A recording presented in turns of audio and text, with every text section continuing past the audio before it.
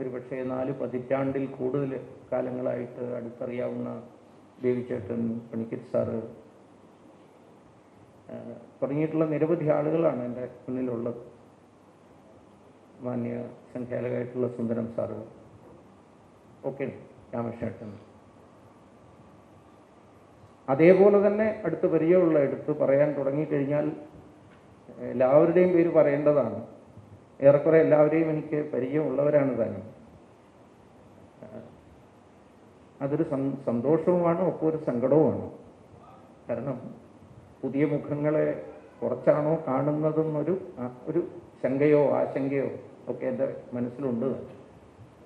മാനനീയ പരമേശ്വർജി കാലടിയിൽ നിന്ന് തന്നെ 1998 വിദ്യാർത്ഥികളെ, യുവാക്കളെ സംഘടിപ്പിച്ചുകൊണ്ട് ഗീതാ സ്വാധ്യായ സമിതിയുടെ ആ ഗീതാ ശിബിരം നടത്തുമ്പോൾ അതിൻ്റെ ഒരു മുദ്രാവാക്യം ഗീത ഫോർ യൂത്ത് എന്നതായിരുന്നു. ഗീത യുവാക്കൾക്ക് വേണ്ടി എന്നാണ്. എന്നെ പരിചയമുള്ള കുറേയധികം ആൾക്കാർ ഇവിടെ ഉണ്ടെന്നുള്ളത് എനിക്ക് സന്തോഷം തരുന്ന കാര്യം എന്നതുപോലെ എന്നെ പരിചയമില്ലാത്ത കുട്ടികളെ അധികം കാണുന്നില്ല എന്നൊരു വേദന ഞാൻ പ്രധാന സംഘാടകരെ ആദ്യം തന്നെ അറിയിക്കുകയാണ്. ഇത് പറയാനൊരു അധികാരം ഉണ്ടെന്നുള്ള നിലയ്ക്കാണ്, അവകാശം ഉണ്ടെന്നുള്ള നിലയ്ക്കാണ് ഞാനിത് പറയുന്നത്. കാരണം പ്രധാന സംഘാടകരൊക്കെ അന്നേ തന്നെ എന്നോടൊപ്പം പ്രവർത്തിച്ചിരുന്ന ആളുകളാണ്. അന്നും ഇതേപോലെ വഴക്കൊക്കെ പറഞ്ഞിട്ടുള്ള ആൾക്കാർ തന്നെയാണ്. അതുകൊണ്ട് അങ്ങനെ കണക്കാക്കിയാൽ മതി എന്ന് സൂചിപ്പിച്ചുകൊണ്ട് നമുക്ക് കുറച്ച് കാര്യങ്ങൾ ചർച്ച ചെയ്യാം. 98 എന്ന കാലടിയിൽ നിന്ന് ആരംഭിച്ച ആ പ്രയാണം 99 തൃശ്ശൂരിൽ Gita for social change, Gita for youth, യുവാക്കൾക്ക് വേണ്ടി ഗീത എന്ന സന്ദേശം ഉണ്ടായിരുന്നതിനോടൊപ്പം തന്നെ സാമൂഹ്യ പരിവർത്തനത്തിന് ഗീത. മാന്യ പരമേശ്വർജി എന്നും ചിന്തിച്ചത്, അല്ലെങ്കിൽ അക്കാലത്തെ വിചാരകേന്ദ്രത്തിൻ്റെ പ്രവർത്തകന്മാരെല്ലാവരും ചിന്തിച്ചത്, ഗീത കൊണ്ട് എന്താണ് സമൂഹത്തിന് പ്രയോജനം ഉണ്ടാകേണ്ടത്? ഗീത എന്താണ് സത്യത്തിൽ? അതൊരു മോക്ഷശാസ്ത്രം മാത്രമാണോ? മോക്ഷത്തിന് വേണ്ടിയിട്ടുള്ള ശാസ്ത്രം മാത്രമാണോ എന്നും പരമേശ്വർജി ആയാലും മറ്റെല്ലാ ആചാര്യന്മാരും ഒരുപോലെ പറഞ്ഞിട്ടുള്ളൊരു കാര്യം, ഗീത മോക്ഷശാസ്ത്രത്തിനപ്പുറം ഒരു രണഗീതയാണ്. ഇവിടെ ഗീതം നമ്മുടെ കിരൺ മാഷ് പാടിത്തരാൻ വേണ്ടി ശ്രമിച്ചു. നമ്മുടെയൊക്കെ സഹകരണം കൊണ്ട് എല്ലാവരും പാടിയില്ലെങ്കിലും അദ്ദേഹം കറണ്ട് പോയെങ്കിൽ കൂടി അത് മുഴുവൻ പാടി മുഴുമിപ്പിച്ചു. അതിലെ 2ാമത്തെ വരിയിൽ തന്നെ പറയുന്നൊരു കാര്യമുണ്ട്, അത് രണഗീതയാണ്. ഗീത എവിടെ വെച്ചാണ് ഉപദേശിക്കപ്പെട്ടത്? ഗീത ഉപദേശിക്കപ്പെട്ടത് ഏതെങ്കിലും ഒരു ആശ്രമത്തിൻ്റെ അങ്ങേയറ്റം ശാന്തമായ ഒരു സാഹചര്യത്തിലല്ല. ഏത് നിമിഷവും ഒരു ജ്വാലാമുഖി പൊട്ടിപ്പുറപ്പെടാൻ കാത്തു നിൽക്കുന്ന, ഒരു മഹായുദ്ധം പൊട്ടിപ്പുറപ്പെടാൻ കാത്തു നിൽക്കുന്ന യുദ്ധഭൂമിയിലാണ് അത് ഉപദേശിക്കപ്പെട്ടത്. ആർക്കാണ് ഉപദേശിച്ചത്? ഉപദേശിച്ചത് ഏതെങ്കിലും സർവസംഘ പരിത്യാഗിയായ ഒരു സന്യാസിക്ക് കുറച്ചുകൂടി തത്വശാസ്ത്രം പറഞ്ഞു കൊടുക്കാൻ വേണ്ടിയിട്ടല്ല അത് ഉപദേശിക്കപ്പെട്ടത്. ആ യുദ്ധക്കളത്തിൽ നിൽക്കുന്നവരിൽ വെച്ച് ഏറ്റവും പരാക്രമിയായിട്ടുള്ള, ഈ ത്രിഭുവനങ്ങളെയും ഒറ്റയ്ക്ക് കീഴ്പ്പെടുത്താൻ പോകുന്ന കരുത്തിന്റെ ഉടമസ്ഥനായ ആൾക്കാണ് പറഞ്ഞു കൊടുത്തത്. യുദ്ധം ചെയ്യാൻ തയ്യാറായി നിൽക്കുന്ന പോരാളികളിൽ പോരാളിയായ അർജുനന് ഉപദേശിച്ചു കൊടുക്കുക. അതുകൊണ്ടാണ് പൂജ്യ രംഗനാഥാനന്ദ സ്വാമികൾ ഈ ഗീതാ സംരംഭം, ഗീതാ മുന്നേറ്റം പരമേശ്വർജിയുടെ നേതൃത്വത്തിൽ ആരംഭിക്കുന്ന സന്ദർഭത്തിൽ നൽകിയ സന്ദേശത്തിൽ അദ്ദേഹം പറയുകയുണ്ടായി, ഗീത പൂജാമുറിയിൽ വെച്ച് പൂജിക്കേണ്ടതല്ല, ആരാധിക്കേണ്ടതല്ല. പലപ്പോഴും ഇന്നും നമ്മളിൽ പലരും ഗീതയെ കാണുന്നത് ഒരു പൂജ്യമാണത്, പവിത്രമാണത്, ആരാധ്യമാണത്, യാതൊരു സംശയവുമില്ല.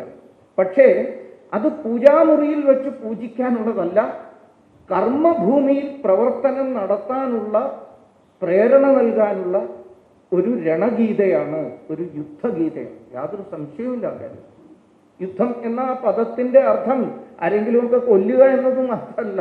അതിനൊക്കെ അപ്പുറത്ത് പൂർണ്ണമായ കർമ്മം, വിജയകരമായ കർമ്മം നിർവഹിച്ച് എല്ലാ വിധത്തിലുള്ള സമസ്യകളെയും പ്രശ്നങ്ങളെയും ദ്വന്ദ്ങ്ങളെയും ശരി തെറ്റേതെന്ന് വിവേചിച്ചറിഞ്ഞു മുന്നോട്ട് പോകാനുള്ള കാർപ്പണ്യദോഷത്തിൽ നിന്ന് നമ്മളെ ഉയർത്താനുള്ള ഒന്നാണ് ഗീത. അങ്ങനെയുള്ള ആ ഗീതയുടെ ഭഗവത്ഗീതയെ ആധുനിക കാലത്ത് ലോകസമക്ഷം അവതരിപ്പിച്ച ഒരു മഹാസംരംഭത്തിൻ്റെ 25ാം വർഷം അതെങ്ങനെ ആഘോഷിക്കണം എന്ന് കാലടിയിൽ രൂപീകൃതമായ സമിതിയും സംസ്ഥാന തലത്തിൽ രൂപീകൃതമായ ഈ രജത ജയന്തി ഗീതാ സ്വാധ്യായ സമിതിയുടെ ഈ രജത ജയന്തി സ്വാഗത സംഘവും സംഘാടക സമിതിയും ഒക്കെ തീരുമാനിച്ചു കഴിഞ്ഞിട്ടുണ്ട്. അതെങ്ങനെ കൂടുതൽ നന്നാക്കാം എന്നതിനെക്കുറിച്ച് ചിന്തിക്കാനുള്ളൊരു യോഗമായിട്ടാണ് എന്നോടിതിനെ സംബന്ധിച്ച് പറഞ്ഞിട്ടുള്ളത്. ഗീതയെക്കുറിച്ചുള്ള ഭഗവത്ഗീതയെക്കുറിച്ചുള്ള ഏതെങ്കിലും പുതിയ അറിവ് പ്രദാനം ചെയ്യുന്നതിന് വേണ്ടി ഇവിടെ വരണം എന്നല്ല സന്തോഷി ആയാലും അല്ലെങ്കിൽ ഹരികൃഷ്ണൻ ആയാലും ഒക്കെ എന്നോട് പറഞ്ഞിട്ടുള്ളത്. നമ്മളെല്ലാവരും ചേർന്ന് ഈ പരിപാടി എങ്ങനെ ഏറ്റവും വിജയകരമാക്കി തീർക്കാം. ഇന്നത്തെ സാഹചര്യം ഭഗവത്ഗീത പോലുള്ള ഒരു ദർശന ഗ്രന്ഥം നമുക്കൊരു ദൃഷ്ടിയും തത്വശാസ്ത്രവും പ്രദാനം ചെയ്യാൻ കരുത്തുള്ള ആ ഗ്രന്ഥത്തിന് കൂടുതൽ പ്രസക്തിയുള്ള ഒരു കാലത്താണ് നമ്മൾ ജീവിക്കുന്നത്.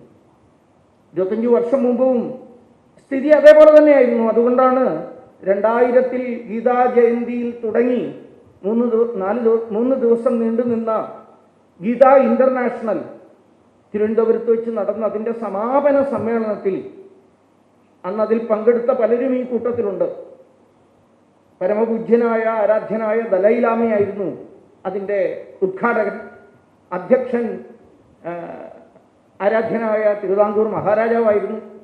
അവിടെ അംഗീകരിച്ചൊരു പ്രമേയവും ആ പ്രമേയത്തിൽ പറഞ്ഞ കാര്യങ്ങൾ ഈ ഗീതാ സമ്മേളനത്തിൻ്റെ ആവശ്യമെന്ത് എന്ന് വെളിപ്പെടുത്തുന്ന ഒരു പ്രമേയം അവിടെ അംഗീകരിക്കപ്പെട്ടു. നമ്മൾ ചിലരെങ്കിലും ആ പ്രമേയം ഓർക്കുന്നുണ്ടാവും. ഞാനതിൻ്റെ കുറച്ച് വരികൾ വായിക്കാം. അത് ഇന്റർനാഷണൽ സമ്മേളനം ആയിരുന്നുകൊണ്ട് പ്രമേയം ഇംഗ്ലീഷിലാണ് അവതരിപ്പിച്ചത്. Man needs a vision and a philosophy which is not merely mundane or materialistic. A spiritual vision and faith in divine hand are always needed. എന്ന് പറഞ്ഞ് മുന്നോട്ട് പോകുന്ന ആ പ്രമേയം ഇതിലിപ്പോൾ അധ്യക്ഷൻ തൻ്റെ പ്രസംഗത്തിൽ പറഞ്ഞതുപോലെ ഒരു ഡിവൈൻ ഹാൻഡിൽ വിശ്വസിക്കണം. ഫെയ്ത്ത് ആധ്യാത്മികമായിരിക്കണം അതിൻ്റെ അടിത്തറ. നമുക്ക് വേണം ഒരു ദർശനവും ഒരു ദൃഷ്ടിയും. അതൊരിക്കലും ലൗകികമോ ഭൗതികമോ ആയത് മാത്രമായിരിക്കരുത്. അതിനപ്പുറത്തുള്ള ഒരു ആധ്യാത്മിക സാംസ്കാരിക ദൃഷ്ടിയും ദർശനവും ഈ കാലഘട്ടത്തിൻ്റെ സമസ്യകളെ പരിഹരിക്കാൻ നമുക്ക് ആവശ്യമാണ്. ആധ്യാത്മിക ദർശനവും ദൈവിക സാന്നിധ്യത്തിലുള്ള വിശ്വാസവും അത് നമുക്ക് കടന്നു പോകാൻ കഴിയുമോ? ആ പ്രമേയത്തിൽ പരമേശ്വർജി തന്നെ പരമേശ്വർജിയുടെ കരസ്പർശമേറ്റ പ്രമേയമാണ്. അതിൽ അദ്ദേഹം പറയുന്നത് ഇൻസർമൗണ്ടബിൾ പ്രോബ്ലംസ് ആണെന്ന് നമുക്ക് തോന്നാവുന്ന പ്രോബ്ലം, നമുക്ക് കടന്നു പോകാൻ പറ്റുമോ എന്ന് സംശയം തോന്നുന്ന സമസ്യകളാണ് നമ്മളെ ചൂഴ്ന്നു നിൽക്കുന്നത്. പക്ഷെ ആ സന്ദർഭത്തിൽ വ്യക്തിയായാലും സമൂഹമായാലും രാഷ്ട്രമായാലും പരിഹരിക്കാൻ കഴിയുമോ എന്ന് സംശയം തോന്നുന്ന ആ സമസ്യകളെയൊക്കെ അതിജീവിക്കാൻ പോകുന്ന കരുത്ത്, അതിനുത്തേജനം തരാൻ കഴിയുന്ന ഒരു മരുന്ന് എന്ന നിലയിൽ ഭഗവത്ഗീത നമുക്ക് സ്വീകരിക്കാം. ഗീത എല്ലാ കാലത്തും വളരെ നിർണായകമായ പങ്ക് വഹിച്ചിട്ടുണ്ട് നമ്മൾ മുന്നോട്ട് കൊണ്ടുപോകുന്നതിൽ എന്ന് പറഞ്ഞുകൊണ്ടാണ് ആ പ്രമേയം അവസാനിക്കുന്നത്. ഇപ്പൊ ദൈവികമായ കരം എന്ന ഒരു വസ്തുത ഈ പ്രമേയത്തിലുമുണ്ട്. ഞാനപ്പോൾ അത്ഭുതത്തോടെ ഓർക്കായിരുന്നു, ജോബിജി ഇത് പറയുമ്പോൾ അദ്ദേഹം ആവർത്തിച്ച് പറഞ്ഞതൊരു ഈശ്വരീയ സാന്നിധ്യത്തെക്കുറിച്ചാണ്, ആധ്യാത്മിക സാന്നിധ്യത്തെക്കുറിച്ചാണ്. ഭഗവാനും പറയുന്നുണ്ട് ആ കാര്യം.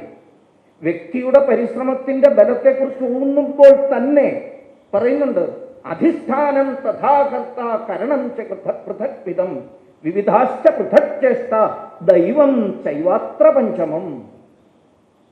4 കാര്യങ്ങൾ നമുക്ക് വിട്ടു വന്നിട്ട് ഭഗവാൻ പറയുന്നുണ്ട്, ഇതൊക്കെയാണെങ്കിലും നീ ഓർത്തോളൂ, ദൈവം ചൈവാത്ര പഞ്ചമം. 5ാമത് ദൈവമുണ്ട്. അധിഷ്ഠാനം, നമ്മുടെ ഒരു താത്വികമായ ദാർശനികമായ അടിത്തറ വേണം. അത് പ്രവർത്തിക്കാൻ കരുത്തുറ്റ ശുദ്ധിയുള്ള മനുഷ്യൻ വേണം. വിവിധങ്ങളായ ക്രിയാകലാപങ്ങളിലൂടെ സമർത്ഥമായ വിധത്തിൽ അതിനെ മുന്നോട്ട് കൊണ്ടുപോകണം. അതിനെ പൂർണ്ണമാക്കാൻ വേണ്ടതായ സാധനങ്ങളെ, സാമഗ്രികളെ, സാങ്കേതിക ശാസ്ത്രത്തെ ഒക്കെയാണ് ഇന്നത്തെ കാലത്ത് വെച്ച് നോക്കുമ്പോൾ ഇന്നത്തെ ഏറ്റവും കരുത്തുറ്റ സാങ്കേതിക ശാസ്ത്രത്തെയൊക്കെ ഉപയോഗിക്കണം. പക്ഷേ ഇതൊക്കെ ഉണ്ടെങ്കിലും ഒന്നാണല്ലോ ISROയിൽ സാറ്റലൈറ്റ് അയക്കുന്നതിന് മുമ്പ് ഡയറക്ടറും പ്രോജക്ട് എഞ്ചിനീയറും ഡയറക്ടറും ഒക്കെ ചേർന്നിട്ട് തിരുപ്പതിയിൽ പോയി തൊഴുന്നത്, അല്ലെ മൂകാംബികയെ നമസ്കരിക്കുന്നത്. ദൈവം ചൈവാത്ര, അതൊരു വസ്തുതയാണ്.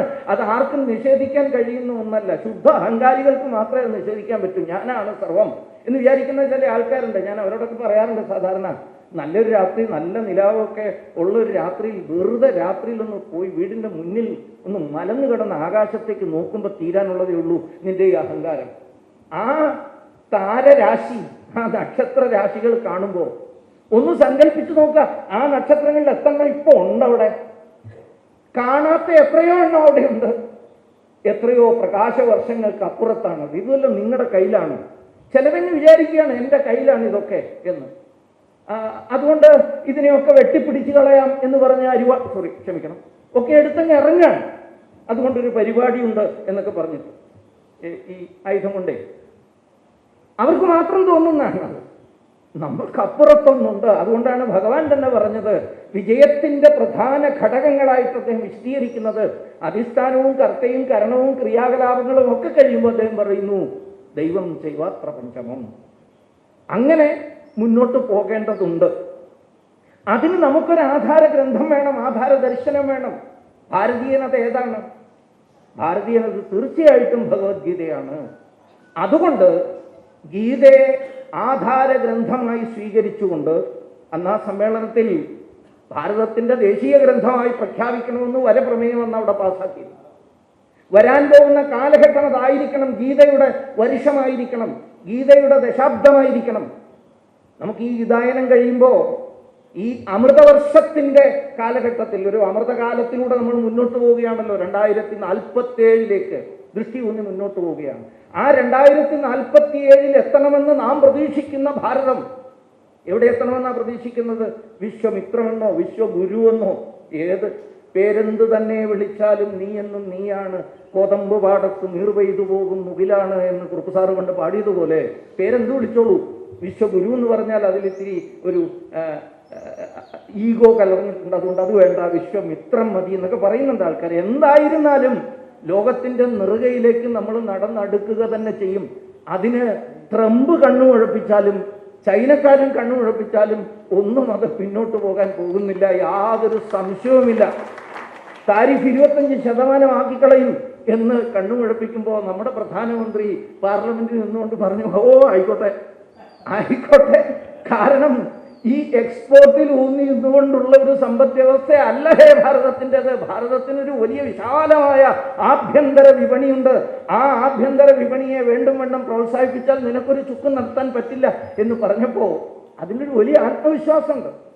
അപ്പോഴാണ് ചിലർ പറയുന്നത് ഭാരതത്തിൻ്റെത് ഒരു മൃതസമ്പദ് വ്യവസ്ഥയാണ്, ഡെഡ് എക്കണോമി ആണെന്ന് പറയുന്ന ആളുകളും ഉണ്ട് ഇവിടെ. എന്നിരുന്നാലും വിഷയം നമ്മുടെ അതല്ലാത്തതുകൊണ്ട് ഞാൻ 2047 ആകുമ്പോഴേക്കും എത്തണമെന്ന് നമ്മൾ ആഗ്രഹിക്കുന്ന ആ നിലയിലേക്ക് നമുക്ക് ഉയരണമെങ്കിൽ അതിനൊരു ഉറച്ച അടിത്തറ വേണം. ഒരു പ്രത്യയശാസ്ത്രത്തിൻ്റെ, ഒരു ദർശനത്തിൻ്റെ, ഒരു സിദ്ധാന്തത്തിൻ്റെ. അത് ഭഗവത്ഗീതയാണ്. അതുണ്ടായാലേ പറ്റുള്ളൂ. വർഷങ്ങൾക്ക് മുമ്പ് വലിയൊരു വൈതരണിയിലൂടെ ഇപ്പോഴത്തെ ഈ ട്രംപിൻ്റെ അമേരിക്ക കടന്നു പോകുമ്പോൾ ഈ 80കൾ എന്ന് പറഞ്ഞാൽ അവരെ സംബന്ധിച്ചിടത്തോളം വലിയൊരു സമ്പദ് വ്യവസ്ഥയുടെ ഇപ്പോഴും തകർന്നുകൊണ്ടിരിക്കുകയാണ്, തകർച്ചയുടെയും ഒക്കെ ആയിട്ടുള്ള ഒട്ടേറെ പ്രശ്നങ്ങൾ നേരിടുന്നൊരു സന്ദർഭമായിരുന്നു. സാധാരണ പറയില്ലേ, കാക്കശ്ശേരി ഭട്ടതിരിപ്പാടിനോട് അദ്ദേഹം ഈ ഉദണ്ഡശാസ്ത്രികളെ പരാജയപ്പെടുത്തി പുറത്തു വന്നു കഴിഞ്ഞപ്പോൾ ഇദ്ദേഹത്തിൻ്റെ ഈ വിജയത്തെ അംഗീകരിക്കാൻ പറ്റാത്ത ചില ആളുകൾ, പണ്ഡിതന്മാരെന്ന് സ്വയം വിചാരിക്കുന്ന ആളുകൾ കാക്കശ്ശേരിയോട് ചോദിച്ചു, ആപതിക്കും കരണീയം, ഈ ആപത്ത് വരുമ്പോൾ എന്താ ചെയ്യേണ്ടത് ചോദിച്ചു. ഒട്ടും മടിച്ചില്ല. അദ്ദേഹം പറഞ്ഞു, ചരണയുഗളം അമ്പായ, അമ്പയുടെ കാല് പിടിച്ചോളൂ. അപ്പോൾ അങ്ങനെ പിടിച്ചാൽ എന്താ കാര്യമുള്ളത്? ഒരു സംശയമില്ല, ബ്രഹ്മാദികൾ മുഴുവൻ നിന്റെ കിങ്കരന്മാരായിട്ട് വന്നു ചേരും. ത്രിമൂർത്തികൾ, ബ്രഹ്മൻ തുടങ്ങിയിട്ടുള്ള എല്ലാ മൂർത്തികളും നിന്റെ കിങ്കരന്മാരായി വരും എന്ന് പറഞ്ഞതുപോലെ കഷ്ടം വരുമ്പോഴാണല്ലോ, ദുഃഖം വരുമ്പോഴാണല്ലോ ഈശ്വരനെ കുറിച്ച് ചിന്തിക്കുക. അന്ന് അമേരിക്കക്കാരും അങ്ങനെ ചിന്തിച്ചു ആ സമയത്ത് 80കളിൽ. അങ്ങനെ 82 ഓഗസ്റ്റ് 5-ാം തീയതി അമേരിക്കയുടെ സെനറ്റ് കൂടിച്ചേർന്ന്, അത് രണ്ട് പക്ഷങ്ങളും, ഭരണപക്ഷവും പ്രതിപക്ഷവും ഒരുപോലെ, അതായത് ഒരല്പം സോഷ്യലിസ്റ്റുകളാണെന്ന് സ്വയം വിചാരിക്കുന്ന ഡെമോക്രാറ്റുകളും റിപ്പബ്ലിക്കുകളും ഒരുപോലെ ഒരുമിച്ച് ചേർന്നുകൊണ്ട് ഒരു ജോയിന്റ് റെസൊല്യൂഷൻ 165 പാസാക്കി. 1982 ഓഗസ്റ്റ് 5-ാം തീയതി പാസാക്കിയത് എന്തായിരുന്നു? രാഷ്ട്രപതിയോടൊരപേക്ഷ. എന്തപേക്ഷ? അപേക്ഷ ഒന്ന് മാത്രമാണ്. വരാൻ പോകുന്ന വർഷം 1983 ദ ഇയർ ഓഫ് ബൈബിൾ എന്ന് തീരുമാനിച്ചു. അത് ബൈബിളിന്റെ വർഷമാണ് എന്ന് രാഷ്ട്രപതിയെ കൊണ്ട് പ്രഖ്യാപിക്കാൻ നിശ്ചയിച്ചു. എന്തിനു വേണ്ടിയിട്ടെന്നുള്ളത് ഞാൻ പശ്ചാത്തലം പറഞ്ഞു. 80കൾ അവരെ സംബന്ധിച്ചുള്ള ഒരു വലിയ മെൽറ്റ് ഡൗണിന്റെ കാലഘട്ടമായിരുന്നു, തകർച്ചയുടെ കാലഘട്ടമായിരുന്നു, പ്രശ്നങ്ങളുടെ കാലഘട്ടമായിരുന്നു, സങ്കീർണങ്ങളായ സമസ്യകളിലൂടെ കടന്നു പോകുന്ന കാലഘട്ടമായിരുന്നു. ഇതിനെ അതിജീവിക്കാൻ സെനറ്റ് കണ്ടുപിടിച്ച മാർഗങ്ങളിലൊന്ന് ബൈബിളിൽ ഊന്നുക എന്നത്. നമ്മളെല്ലാവരും പറയുന്നത് സെക്യുലർ, ലിബറൽ, ഡെമോക്രാറ്റ് എന്നൊക്കെ പറയുന്ന അമേരിക്കയ്ക്ക്, അമേരിക്കയിലെ സോഷ്യലിസ്റ്റുകൾക്കും ഇടതുപക്ഷക്കാർക്കും ഭരണപക്ഷക്കാർക്കും ഒരു സംശയം ഉണ്ടായിരുന്നില്ല ഇത് പറയാൻ. അങ്ങനെ ഈ 165-ാം റെസൊല്യൂഷൻ, സെനറ്റിന്റെ സംയുക്ത പ്രസ്താവന അംഗീകരിക്കപ്പെട്ടു. ആ പ്രമേയം കോൺഗ്രസിലൂടെ രാഷ്ട്രപതി റൊണാൾഡ് റീഗന്റെ മുന്നിൽ വന്നു. അദ്ദേഹം 983 ഇയർ ഓഫ് ബൈബിളായി പ്രഖ്യാപിച്ചുകൊണ്ടുള്ള പ്രോക്ലമേഷൻ, ആ പ്രോക്ലമേഷൻ 5018, നിങ്ങൾക്ക് പലർക്കും അറിയാവുന്നതാണ്. ഇനിയും ആർക്കെങ്കിലും ഒരു ആശങ്കയുണ്ടെങ്കിൽ വെറുതെ ഒന്ന് ഗൂഗിൾ ചെയ്ത് നോക്കുക. US പ്രോക്ലമേഷൻ 5018 എന്ന് നോക്കിയാൽ കാണാം. അതിൽ വളരെ കൃത്യമായിട്ട് പറയുന്ന ഒരു 8 പാരഗ്രാഫുള്ള, 7 പറയാം 8 പറയാം, കാരണം 8ാമത്തെ പാരഗ്രാഫായി ഞാൻ പറയുന്നത് ഞാൻ സാക്ഷ്യപ്പെടുത്തുന്നു എന്ന് പറഞ്ഞ വരികയാണ്. 1ാമത്തെ പാരഗ്രാഫിൽ അത് പറയുന്നത് അമേരിക്കയെ രൂപപ്പെടുത്തിയ സ്വാധീന ശക്തികളിൽ ഏറ്റവും പ്രധാനപ്പെട്ട സ്വാധീന ശക്തി ബൈബിളാണ് എന്ന് പറഞ്ഞുകൊണ്ടാണ് അത് ആരംഭിക്കുന്നത്. 2ാമത് പറയുന്നു, അമേരിക്ക രൂപപ്പെടുന്ന കാലഘട്ടത്തിൽ ചിന്നിച്ചിതറി പലതായി കിടന്നിരുന്ന അമേരിക്ക ഒന്നാക്കാനുള്ള പ്രവർത്തനം നടത്തിയ നമ്മുടെ പൂർവ്വ പിതാമഹന്മാർ, അവർ സഹിച്ച കഷ്ടപ്പാടിനെ അതിജീവിക്കാൻ പ്രേരണ നൽകിയ കരുത്ത്, ഞാൻ മുഴുവൻ വായിക്കുന്നില്ല അവിടെ, അത് ബൈബിളാണെന്നാണ്. 3ാമത്തെ അധ്യായത്തിൽ പറയുന്നത്, ഇതൊക്കെ നമ്മൾ വീണ്ടും വീണ്ടും ആലോചിക്കേണ്ടതാണ്. നമുക്കിവിടെ അത് പറയാനുള്ള ചങ്കൂറ്റം ഉണ്ടോ എന്ന് ആലോചിക്കണം. അവർ പറഞ്ഞത് അമേരിക്കയുടെ നീതിന്യായ വ്യവസ്ഥയും അമേരിക്കയുടെ ഭരണഘടനയും രൂപപ്പെടുന്നതിൽ മുഖ്യ പങ്ക് വഹിച്ചത് ബൈബിളാണ് എന്നാണ്. ബൈബിളാണ് ഇതിൽ പങ്കുവഹിക്കുന്നത്. 4ാമത് പറഞ്ഞത് നമ്മുടെ രാഷ്ട്ര നേതാക്കന്മാർ, വാഷിങ്ടൺ മുതൽ ഇതുവരെയുള്ള എല്ലാ രാഷ്ട്ര നേതാക്കന്മാർക്കും പ്രചോദനമായിരുന്ന ഗ്രന്ഥം. അതുകൊണ്ടാണ് എബ്രഹാം ലിങ്കൻ ഇപ്പോഴും നമ്മുടെ നാട്ടിലെ വിപ്ലവകാരികളും ഒക്കെ തരം കിട്ടിയാൽ ഉടനെ ഉദ്ധരിക്കുന്ന ലിങ്കൻ പറഞ്ഞത്, I'm quoting, "The best gift God has given to man, but for it we couldn't know right from wrong." ശരി തെറ്റുകളെ വിവേചിച്ചറിയാൻ നമുക്ക് കഴിയുമായിരുന്നില്ല ഈ ഗ്രന്ഥം നമുക്കുണ്ടായിരുന്നില്ലെങ്കിൽ. 5ാമത്തെ പാരഗ്രാഫിൽ പറയുന്നത് ബൈബിളിന്റെ നൂറ്റാണ്ടുകളായിട്ടുള്ള ഊന്നൽ, സ്നേഹവും കരുണയും അയൽക്കാരിലേക്ക് പകർന്നു കൊടുക്കലാണ്. അതിനുവേണ്ടി നമ്മൾ നടത്തിയിട്ടുള്ള റീച്ച് ഔട്ടുകൾ, നമ്മൾ കൊടുത്തിട്ടുള്ള സഹായങ്ങൾ, അന്യരാഷ്ട്രങ്ങൾ, അമേരിക്ക എങ്ങനെ കൊടുത്തുകൊണ്ടിരിക്കുന്നതെന്ന് നമുക്കെല്ലാവർക്കും അറിയാം. പക്ഷേ ഇത് വായിക്കുമ്പോൾ ഒരല്പം ചിരിയും വരും. നമ്മുടെ മുമ്പിൽ ഇറാഖ് ഇങ്ങനെ വരും. പാവം സദ്ദാം ഹുസൈൻ്റെ പല്ലു വരെ കുത്തിയിളക്കി അതിനകത്തെങ്ങാനും ജൈവ ആയുധം ഒളിപ്പിച്ചു വെച്ചിട്ടുണ്ടോ എന്ന് നോക്കിയ അനുഭവങ്ങളൊക്കെ ഉണ്ട്. ഇരിക്കട്ടെ, അത് അവരുടെ ആവശ്യമാണ്. അവരവരുടെ ആ ദർശനം ബൈബിളിനെ നടപ്പാക്കിയത് അങ്ങനെ തന്നെയാണ് ആ നാടിൻ്റെ നിലനിൽപ്പിന് വേണ്ടി. പരമേശ്വരജി പറയാറുണ്ട്, ബൈബിളിൽ അയൽവക്കക്കാരനെ സ്നേഹിക്കണം, ഒരു കവളത്ത് അടിച്ചാൽ മറ്റേ കവള് കാണിച്ചു കൊടുക്കണം എന്നൊക്കെ പറഞ്ഞിട്ടുണ്ടെങ്കിലും പരമേശ്വർജി ഇത് പറയുമ്പോഴും സൂചിപ്പിച്ചു, അവർ പക്ഷേ അവരുടെ നിലനിൽപ്പിന് വേണ്ടി അങ്ങനെയല്ല 2 കർണം അടിച്ച് പൊളിക്കുക ചെയ്തത്. എങ്ങാനും ഒരു കർണത്തെ നേരെ കൈ ഊന്നിയാൽ. എന്നാൽ ഭഗവത്ഗീത നടപ്പിലാക്കേണ്ട ഭാരതത്തിലെ ആളുകൾ ഈ ഉപദേശം കൊണ്ട് നടക്കുകയാണെന്ന് പറയാറുണ്ട് തമാശയിൽ. ഏതായാലും ആ കാര്യങ്ങൾ മുഴുവൻ അയൽക്കാർക്ക് വേണ്ടിയിട്ട് റീച്ച് ഔട്ട് നമ്മൾ നടത്തി. വിദ്യാഭ്യാസ സ്ഥാപനങ്ങൾ, സേവന സ്ഥാപനങ്ങൾ ഒക്കെ നടത്തി. അതിനും പ്രേരണ ഇതായിരുന്നു. അമേരിക്കയുടെ സ്വഭാവത്തെയും പ്രകൃതത്തെയും നിശ്ചയിച്ചത്, രൂപപ്പെടുത്തിയത്, ഉരുവപ്പെടുത്തിയത് ബൈബിളാണ്. അങ്ങനെയുള്ള ആ ബൈബിൾ, അതിനാൽ ഈ സത്യങ്ങളെ മുഴുവൻ ബോധ്യപ്പെട്ടുകൊണ്ട് കോൺഗ്രസ്, അമേരിക്കൻ കോൺഗ്രസ് എന്നോട് ആവശ്യപ്പെട്ടിരിക്കുന്നു ഈ റെസല്യൂഷൻ, ഈ പ്രോക്ലമേഷൻ നടത്താൻ. ഞാനത് ആ പ്രോക്ലമേഷൻ നിങ്ങളുടെ മുമ്പാകെ അവതരിപ്പിക്കുകയാണ്, തുല്യം ചാർത്തുകയാണ് എന്ന് പറഞ്ഞുകൊണ്ടാണ് അത് നടക്കുന്നത്. ഞാനിത് ഇത്തിരി ഒരല്പം വിസ്തരിച്ചത് എന്തിനെന്ന് ചോദിച്ചാൽ, ആദ്യമേ പറഞ്ഞല്ലോ, നമ്മുടെ പ്രമേയത്തിൽ 2000 ഗീതാ സമ്മേളനത്തിന്റെ സമാപന സമ്മേളനത്തിൽ നടത്തിയ പ്രമേയത്തിൽ കൃത്യമായി പറയുന്നു, നമ്മുടെ നാടിന് മുന്നോട്ട് പോകാൻ ഒരു ആധ്യാത്മിക സാംസ്കാരിക ദർശനം ആവശ്യമാണ്. ഇക്കാലം അത്രയുമുള്ള ഭാരതത്തിന്റെ ചരിത്രത്തിൽ നമ്മളെ താങ്ങി നിർത്തിയത് ഈ ഗീത പ്രതിനിധാനം ചെയ്യുന്ന ദർശനമാണ്. ഇനിയുള്ള സമയത്ത് അത് അനിവാര്യമാണ്. നമ്മളത് ആവശ്യപ്പെട്ടു കേന്ദ്ര ഗവൺമെന്റിനോടൊക്കെ അത് അംഗീകരിക്കാൻ. പക്ഷേ എത്ര കണ്ടത് അംഗീകരിക്കപ്പെട്ടു എന്നുള്ളത് ചരിത്ര ഉത്തരം തരേണ്ട ഒരു വലിയ ചോദ്യമാണ്.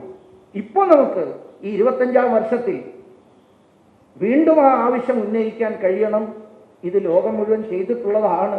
അവരവരുടെ നാടിന്റെ ദർശനം, അതിനവരെ കുറ്റപ്പെടുത്താൻ കഴിയില്ല. അതുതന്നെയാണ് മാർഗം. ആ മാർഗം അവരനുവർത്തിച്ചിട്ടുണ്ട്.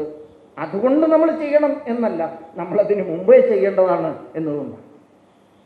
ഭാരതത്തിന്റെ ചരിത്രം അത് അഭംഗുരം തുടരുന്നതാണ് എന്ന് നമുക്ക് എല്ലാവർക്കും അറിയാം. അതാണ് ഇക്ബാലൊക്കെ എഴുതിയത്, സാരേ ജഹാൻ സേ അച്ഛ ഹിന്ദു സിധാ ഹമാര, ജുനാൻ മിസ്ര റോമ സബ് മിട്ട് ഗയേ ജഹാൻ സേ, കുച്ച് ബാത് ഹേ ഹസ്തി മിടുത്തി ന മിടുത്തി ഹമാരി.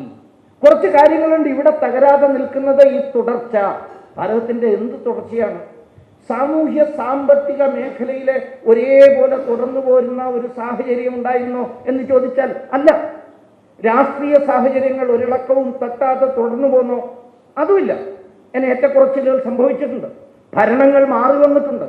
നമ്മുടെ സാമൂഹ്യ വ്യവസ്ഥയിലെ നിയമങ്ങളും നിയാമക തത്വങ്ങളും മാറി വന്നിട്ടുണ്ട്. പക്ഷെ അപ്പോഴും മാറാതെ തുടർന്നു പോന്ന ഇക്ബാൽ നല്ല കാലത്ത് എഴുതിയ കവിതയിൽ പറയുന്നത് പോലെ ഒരിക്കലും തകരാതെ തുടർന്നു പോകുന്ന ഒന്ന് നമ്മുടെ സംസ്കൃതിയാണ്. ഇവിടെ ആവർത്തിച്ച് പറഞ്ഞു കേട്ടു നമ്മൾ. ഈ വിജയത്തിന് നമ്മുടെ നാടിൻ്റെ ഈ സംസ്കൃതിയാണ് പ്രധാനപ്പെട്ട കാരണം, പാരമ്പര്യമാണ് പ്രധാനപ്പെട്ട കാരണം എന്ന്. അത് നമ്മുടെ ആധ്യാത്മികവും സാംസ്കാരികവുമായ നൈരന്തര്യമാണ്. അതാണ് ഭാരതത്തിൻ്റെ ചരിത്രത്തിൻ്റെ കാരണം. 2000 വർഷമെന്നും 5000 വർഷമെന്നും 10000 വർഷമെന്നും ഒക്കെ ആവേശമൂത്ത് ചിലർ ലക്ഷക്കണക്കിന് വർഷങ്ങളെന്നും ഒക്കെ പറയുന്ന ഭാരതം, ചിലരെല്ലാം പറയുന്നു ഭാരതം അടുത്ത കാലത്തുണ്ടായതാണ് എന്ന്. അടുത്ത കാലത്ത് പലപ്പോഴും ഞാൻ പറഞ്ഞിട്ടുണ്ട്, ഈ അടുത്ത കാലത്തൊരു വലിയ എന്താ പറയുക, ഒരു മാധ്യമപ്രവർത്തക ആയിരിക്കുമ്പോൾ ഞാൻ സ്വതന്ത്ര മാധ്യമപ്രവർത്തകയാണെന്ന് പറയുകയും ദേശീയ പ്രസ്ഥാനങ്ങളെ ഒക്കെ കടന്നാക്രമിക്കുകയും ചെയ്ത മഹതി ഇപ്പോൾ ഒരു രാഷ്ട്രീയ പ്രസ്ഥാനത്തിൽ ചേർന്നതിൻ്റെ MP ഒക്കെയാണ്. അവരൊരു ട്വീറ്റ് ചെയ്തു, പേര് പറയുന്നതുകൊണ്ടൊന്നും പ്രശ്നമില്ല, പക്ഷെ എന്തിനാണ് വെറുതെ അവർക്കൊരു പരസ്യം കൊടുക്കുന്നതെന്നുള്ളതുകൊണ്ട് ഞാൻ പറയാത്തതാണ്. അവരൊരു ട്വീറ്റ് ചെയ്തു. ആ ട്വീറ്റ് ചെയ്തത് സ്വാതന്ത്ര്യത്തിൻ്റെ 75ാം വർഷം ആഘോഷിക്കാൻ നമ്മളെല്ലാം തയ്യാറെടുക്കുന്ന സമയത്താണ്. ആദരണീയനായ പ്രധാനമന്ത്രി അതിനൊരു ബൗദ്ധിക പശ്ചാത്തലം ഉണ്ടാക്കാൻ 75ാം വർഷ ആഘോഷത്തിന് മുന്നോടിയായിട്ട് ഒരു ഇന്റലക്ച്വൽ ബാക്ക്ഗ്രൗണ്ട് സൃഷ്ടിക്കാൻ, എപ്പോഴും മോദിജിയുടെ ശ്രമങ്ങളെ നമ്മൾ പരിശോധിച്ചാൽ കാണാൻ പറ്റും. അത് അദ്ദേഹം ചെയ്തിട്ടാണ് അടുത്തത് ചെയ്യുന്നത്. എപ്പോഴും വലിയ മാറ്റത്തിൻ്റെ മുന്നോടിയായി ഒരു ഇന്റലക്ച്വൽ, ഒരു വൈചാരിക പരിവർത്തനം നടക്കണം, എന്നാലേ മുന്നോട്ട് പോകാൻ കഴിയുള്ളൂ. ധർമ്മരാജ്യം സ്ഥാപിക്കാൻ കാരണമായിട്ടുള്ള മഹാഭാരത യുദ്ധം നടക്കുന്നതിന് മുമ്പ് അതിൻ്റെ ഇന്റലക്ച്വൽ ബാക്ക്ഗ്രൗണ്ട് തയ്യാറാക്കാനാണ് ഗീതോപദേശം നടന്നിട്ടുള്ളത്. അതുപോലെ 75ാം വർഷത്തിന് മുന്നോടിയായി അത്തരം പ്രചരണങ്ങളും പ്രവർത്തനങ്ങളും മൻ കി ബാത്തിലൊക്കെ അതിനെക്കുറിച്ചൊക്കെ പരാമർശിച്ചു കൊണ്ടിരിക്കുമ്പോൾ സഹി കെട്ടിട്ട് ഈ മഹതി പത്രപ്രവർത്തക, സ്വതന്ത്ര പത്രപ്രവർത്തക, അവർ പറഞ്ഞു, അരയോ ബാബ, where was your Bharat before Britain came here? Britain ഇവിടെ വരുന്നതിന് മുമ്പ് നിന്റെ ഇന്ത്യ എവിടെയായിരുന്നു ഹേ എന്നാ ചോദിച്ചു. It was only a land mass in between Burma and Afghanistan. ബർമ്മയുടെയും അഫ്ഗാനിസ്ഥാന്റെ ഇടയിലുള്ള ഒരു ലാൻഡ് മാസ് മാത്രമായിരുന്നു ഭാരതം എന്ന് പറയാനുള്ള ഔദ്ധത്യം അവർ കാണിച്ചു. നമ്മുടെ ഒരു അടുത്ത സുഹൃത്തായിട്ടുള്ള സോഷ്യൽ മീഡിയയിലെ വളരെ സക്രിയമായി പ്രവർത്തിക്കുന്ന എൻ്റെ ഒരു അടുത്ത സുഹൃത്ത് അതിനൊരു നല്ല സർക്കാസ്റ്റിക് മറുപടി കൊടുത്തു. ആ മറുപടി ഇങ്ങനെയായിരുന്നു: ശരിയാണ് madam, yes you are right madam, that's why when they came here they started a company to establish themselves and give the name British East Landmass in between Burma and Afghanistan Company എന്ന് പേരിട്ടു എന്ന് അദ്ദേഹം പറഞ്ഞു. അതായത് British east India company എന്ന് പേരിട്ടിട്ടാണ് അവനിവിടെ വന്നത് തന്നെ. അപ്പോൾ ഇന്ത്യ ഒന്നില്ലായിരുന്നെങ്കിൽ പിന്നെ എങ്ങനെ പേരിടുക എന്നുള്ള ചോദ്യം അദ്ദേഹം വേറൊരു രൂപത്തിൽ പറഞ്ഞു. Landmass in between Burma and Afghanistan company ഉണ്ടാക്കിയിട്ടാണ് വന്നത്. ഏതായാലും ഭാരതത്തിന് എത്രയോ വർഷങ്ങളുടെ പഴക്കമുണ്ട്, എത്രയോ വർഷങ്ങളുടെ പഴക്കം. ഹിമാലയം സമാരഭ്യ യാവത് ഹിന്ദു സരോവരം തം ദേവനിർമ്മിതം ദേശം ഹിന്ദുസ്ഥാനം പ്രത്യക്ഷിത്. എത്രയോ കാലമായി നിലനിൽക്കുന്നതാണ്. സമുദ്രപര്യന്ത ഏകരാ ഈ രാഷ്ട്രം എത്രയോ കാലങ്ങളായിട്ട് നിലനിൽക്കുന്നതാണ്. ഈ നിലനിൽപ്പിന്റെ ആധാരം എന്താണ്? ആധാരം ഏറ്റവും പ്രധാനം നമ്മുടെ സാംസ്കാരിക ആധ്യാത്മികമായിട്ടുള്ള നമ്മുടെ ആ തുടർച്ചയാണ്. ആ തുടർച്ചയ്ക്ക് കാരണമായിട്ട് ഈ തുടർച്ചയെക്കുറിച്ച് മറ്റു പല മഹാത്മാക്കളും പറഞ്ഞിട്ടുണ്ട്. ബാബാ സാഹബ് അംബേദ്കർ 1916 കൊളംബിയ യൂണിവേഴ്സിറ്റി എന്ന് പറയുന്നത് അംബേദ്കറുടെ വിദ്യാലയമായിരുന്നാണ്. അവിടെ അദ്ദേഹം ഒരു കാസ്റ്റിനെ ഒരു ആന്ത്രോപോളജിക്കൽ സെമിനാർ നടന്നു. അവിടെ ഓൺ കാസ്റ്റ് എന്ന് പറഞ്ഞ പേപ്പർ അവതരിപ്പിച്ചു. ആ പേപ്പർ അവതരിപ്പിച്ചുകൊണ്ട് അംബേദ്കർ നടത്തിയ പ്രഭാഷണത്തിൽ അദ്ദേഹം പറയുന്നുണ്ട്, ലോകത്തുള്ള മറ്റു രാഷ്ട്രങ്ങൾക്ക് അസൂയ ഉളവാക്കുന്ന വിധത്തിലുള്ളൊരു ജോഗ്രഫിക്കൽ യൂണിറ്റിയാണ് ഭാരതത്തിനുള്ളത് എന്ന്. സ്വാതന്ത്ര്യം ലഭിക്കുന്നതിന് മുമ്പാണെന്ന് ആലോചിക്കണം, 31 വർഷങ്ങൾക്ക് മുമ്പ്. അദ്ദേഹം പറഞ്ഞ ഒരു ജോഗ്രഫിക്കൽ യൂണിറ്റി ഒരർത്ഥത്തിൽ മറ്റുള്ളവർക്ക് അസൂയ ഉണ്ടാക്കുന്ന വിധത്തിലുള്ള unity. Is it mere geographical unity? No. And emphatic no എന്ന് പറഞ്ഞിട്ട് അദ്ദേഹം പറയുകയാണ്, ഇത് വെറും ഭൗഗോളികമായ ഭൂമിശാസ്ത്രപരമായ ഏകത്വമാണോ? അല്ല. There is an indubitable cultural unity extends from one end to other end. ഒരു സാംസ്കാരികമായ ഏകത്വം ഉണ്ട് ഭാരതത്തിന്, ഒരറ്റം മുതൽ മറ്റേ അറ്റം വരെ. ഈ സാംസ്കാരിക ഏകത്വത്തിൻ്റെ കാരണം വളരെ കൃത്യമായി നമുക്ക് മനസ്സിലാക്കാൻ കഴിയുന്നത് നമ്മുടെ നാട്ടിൽ ഉള്ള വേദ, ഉപനിഷത്ത്, ഇതിഹാസ, പുരാണ ആദികളായിട്ടുള്ള ദർശനങ്ങളിലൂടെ രൂപപ്പെട്ട ഒരു വലിയ സാംസ്കാരിക ഏകതയാണ്. ഭാരതത്തിലെ എല്ലാ ഭാഗത്തും അത് ഏതെങ്കിലും ഒരു പ്രദേശത്ത് ഒഴിച്ചു നിർത്താൻ കഴിയില്ല. കന്യാകുമാരി മുതൽ കാശ്മീരം വരെ എല്ലായിടത്തും ഒരുപോലെ അംഗീകരിക്കപ്പെടുന്ന ഒരു സാംസ്കാരിക, താത്വികമായ, തത്വശാസ്ത്രപരമായ ഒരു ദർശനത്തിൻ്റെ അടിത്തറയുണ്ട്. ആ തത്വദർശനത്തിന് കാരണമായിട്ടുള്ള ഗ്രന്ഥങ്ങൾ അസംഖ്യങ്ങളാണ്, ലക്ഷോപലക്ഷമുണ്ട്. പക്ഷേ അതിൻ്റെയൊക്കെ ആകത്തുക എന്ത് എന്ന് നോക്കിയാൽ അതിൻ്റെ സാരമെന്ത്? നടരാജഗുരു അദ്ദേഹത്തെ ഗീതയെക്കുറിച്ചുള്ള പ്രഭാഷണം എഴുതുമ്പോൾ, പുസ്തകം എഴുതുമ്പോൾ അദ്ദേഹം പറയുണ്ടായിട്ടുണ്ട്, the quintessence of that all scriptures can be named in a single term, that is Gita, Bhagavad Gita. ഇതിൻ്റെ മുഴുവൻ ആകത്തുകയാണ് ഭഗവത്ഗീത. ഭഗവത്ഗീത അതിൻ്റെ മഹത്വം എല്ലാ കാലത്തിൻ്റെയും യോഗങ്ങളെ, കാഴ്ചപ്പാടുകളെ സമന്വയിപ്പിക്കുന്നതാണ് ഭഗവത്ഗീത. അതുകൊണ്ട് തന്നെ നടരാജഗുരു ഗീതയ്ക്ക് കൊടുക്കുന്ന മറ്റൊരു പേര് ദ സിന്തസൈസർ എന്നാണ്. സിന്തസൈസ് ചെയ്യുന്ന ഒന്നാണ് ഭഗവത്ഗീത, എല്ലാത്തിനെയും ഒരുമിപ്പിക്കുന്നതാണ്. അത് ആരൊക്കെയാണ് ചെയ്തിട്ടുള്ളത്? ഞാൻ നേരത്തെ പറഞ്ഞു, ഭാരതത്തിന് എപ്പോഴാണോ താഴ്ചകൾ ഉണ്ടായിട്ടുള്ളത്, പ്രശ്നങ്ങൾ കൊണ്ട് സങ്കീർണമാകുന്നത്, ധർമ്മം പുലരുമോ എന്ന് സംശയം തോന്നുന്നത്, അപ്പോഴൊക്കെ ഇവിടെ അവതാരങ്ങൾ ഉണ്ടാകാറുണ്ട് എന്ന് നമ്മൾ പറയും. ആ അവതാരങ്ങൾ പലപ്പോഴും ഭഗവത്ഗീതയെയും ഒരു മുഖ്യ ആയുധമായി, ഒരു സഹായക ഉപകരണമായി ഭാരതത്തിൻ്റെ ധർമ്മത്തെ, സംസ്കാരത്തെ നിലനിർത്താൻ വേണ്ടി ഉപയോഗിച്ചിട്ടുണ്ട്. ഭഗവത്ഗീതയാണ് പ്രധാന ആയുധമാക്കിയിട്ടുള്ളതെന്ന് കാണാം. നമ്മുടെ ചരിത്രത്തിലെ ഏറ്റവും വലിയൊരു വെല്ലുവിളി നേരിട്ട കാലമാണ് പൂജ്യ ശങ്കരാചാര്യർ കാലടിയിൽ അവതരിച്ചത്. ആ കാലഘട്ടത്തെക്കുറിച്ച് വിശകലനം ചെയ്ത് എഴുതുന്ന ചരിത്രകാരന്മാരൊക്കെ പറയുന്നത്, ആ സമയത്തൊരു വലിയ സ്പിരിച്വൽ വാക്വം, ഒരു ആധ്യാത്മിക ശൂന്യത ഭാരതത്തിൽ രൂപപ്പെട്ടു തുടങ്ങിയിരുന്നു. പ്രത്യേകിച്ച് ഗുപ്ത രാജവംശത്തിൻ്റെ കാലം, അതിനു മുമ്പ് വരെ ഉണ്ടായിരുന്ന ബൗദ്ധ ദർശനങ്ങൾക്ക് പല കാരണങ്ങളെ കൊണ്ട്, 1001 കാരണങ്ങളെ കൊണ്ട് ബൗദ്ധ ദർശനത്തിന് വന്ന ഇടിവ്, ആ ഇടിവ് സാമാന്യ ജനങ്ങളുടെ മനസ്സിലുണ്ടാക്കിയൊരു വലിയ ശൂന്യത, ഒരു ആധ്യാത്മിക ശൂന്യത. ഈ ആധ്യാത്മിക ശൂന്യത, ഈ സാംസ്കാരികമായ പിൻബലം നഷ്ടപ്പെടുന്നതോട് കൂടിയിട്ട് നമ്മുടെ ആ എഡിഫീസ്, നമ്മുടെ ആ കെട്ടിടം, ശക്തമായ കെട്ടിടം, ഈ സാംസ്കാരിക അടിത്തറയിൽ കെട്ടിപ്പൊക്കിയിട്ടുള്ള ആ കെട്ടിടം തകർന്നു വീഴുമോ എന്ന് സംശയം പലർക്കും തോന്നിയ ഘട്ടത്തിലാണ് ശങ്കര ഭഗവത്പാദർ ഇവിടുന്ന് അവതരിക്കുന്നതും അദ്ദേഹം ഭാരതം മുഴുവൻ ദേശീയ ഉദ്ഗ്രഥനത്തിന് വേണ്ടിയിട്ടുള്ള അദ്ദേഹത്തിൻ്റെ പരിശ്രമം അതുവഴി ഒരു ദേശീയ നവോത്ഥാനത്തെ സാധ്യമാക്കുന്നു. ചിലപ്പോൾ ഈ ടേംസ്, ഞാനിപ്പോൾ ഉപയോഗിക്കുന്ന പദങ്ങൾ ചിലർക്കെങ്കിലും അത് രാഷ്ട്രീയ പദങ്ങളായി തോന്നിയേക്കാം. ശങ്കരാചാര്യർ ചെയ്തതിനെ ശരിയായി വിശദീകരിക്കാൻ ഈ പദങ്ങൾ കൊണ്ട് ഇന്ന് സാധ്യമാവുള്ളൂ. അതുകൊണ്ട് തന്നെയാണ് ആ പദങ്ങൾ തന്നെ ഉപയോഗിച്ചത്. ദേശീയ നവോത്ഥാനത്തിൻ്റെ, ഒരു ദേശീയ സമുദ്ഗ്രഥനത്തിൻ്റെ പ്രവർത്തനം, രാഷ്ട്രത്തെ ഒന്നാക്കുന്ന പ്രവർത്തനം. അതിനോടൊപ്പം ആണ് അദ്ദേഹം പ്രസ്ഥാനത്രയത്തിന് ഭാഷ്യം എഴുതിയത്. അതിലേറ്റവും പ്രധാനപ്പെട്ട ഗീതാഭാഷ്യം അദ്ദേഹം കുറിക്കുന്നു.